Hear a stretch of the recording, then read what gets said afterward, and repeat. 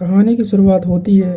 हमें एक आदमी को दिखाया जाता है जो कि किचन में कुछ पका रहा था और अपने बेटे से कहता है कि बेटा अब मैं दूसरी शादी कर रहा हूँ। दरअसल इस आदमी की बीवी मर चुकी है और यह अब दूसरी शादी करना चाहता है। वह अपने बेटे को बताता है कि वह औरत एक बार में काम करती है और जब मेरा बॉस मुझे उस बार में लेकर गया था तो मैं नशे की हालत में था और उसी औरत ने मुझे संभाला था। तो उसका लड़का कहता है कि वो आपको फंसा रही है डैड। तो उसके डैड कहते हैं कि नहीं, वो और औरतों जैसी नहीं है, तुम शाम को उससे मिल लेना, मैं तुम्हें बुलाऊंगा। उसका बेटा कहता है कि जो आपको करना है वो आप कीजिए, वैसे भी मैं दखलंदाजी नहीं करूंगा। उसके डैड कहते हैं कि दखलंदाजी करने से कुछ नहीं होगा, अब से तुम्हारी एक बहन भी होगी, अकाकी की एक लड़की भी है। और वो अपने बेटे को उसकी बेटी की एक फोटो भी दिखाता है। तो फिर क्या, दोनों बाप बेटे पहुंच गए अकाकी के पास उससे मिलने। और इस आदमी के बेटे का नाम यूता है। तो यूता के पापा यूता को इंट्रोड्यूस कराते हैं।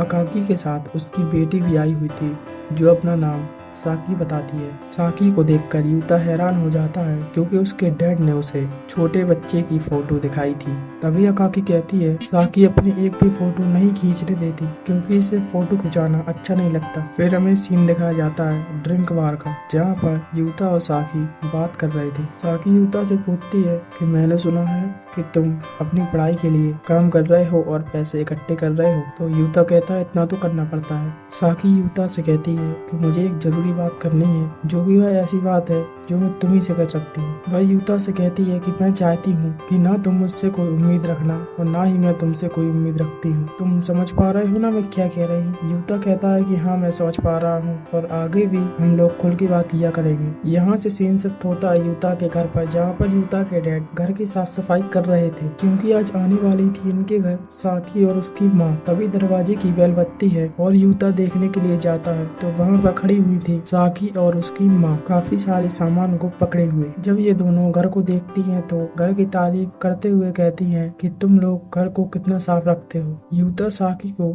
उसका रूम दिखाता है। साकी कहती है कि काफी बड़ा रूम है। यूता कहता है कि नहीं, इतना भी बड़ा कमरा नहीं है। साकी कहती है कि मेरा पहले वाला रूम तो इससे भी काफी छोटा था, जहाँ पर मेरा खुद का एक बेडरूम भी नहीं था। फिर ये दोनों आपस में बात करने लगते हैं लेकिन यूता थोड़ा हिचकिचा रहा था। अब सिंपल सी बात है, एज है दोनों की सेम, तो ऐसा तो होना ही था। साकी कहती है कि यार खुल के बात करो, मुझे एक दोस्त की तरह ट्रीट करो और अपना दोस्त ही समझो, तब जाकर यूता थोड़ा ठीक होता है। लेकिन वह कहता है कि मैं उस तरीके से बात नहीं कर सकता जिस तरीके से मैं अपने दोस्तों से बात करता हूँ। यूता साकी से पूछता है कि क्या तुम सुई से स्कूल में पढ़ती हो? तो साकी कहती है कि हाँ मैं वहीं पर पढ़ती हूँ। तो यूता कहता है कि हाँ मैं भी तो वहीं पर पढ़ता हूँ। और ये दोनों आपस में तय करते हैं कि हम स्कूल में अनजान बनकर रहेंगे। तभी यूता के फोन पर कॉल आता है और यूता साकी से कहता है कि 1 मिनट मेरा फोन आ रहा है। तो साकी कहती है कि बात कर लो, वैसे ही मुझे फर्क नहीं पड़ता कि तुम किसी से बात करते हो। तो वह बात करने चला जाता है।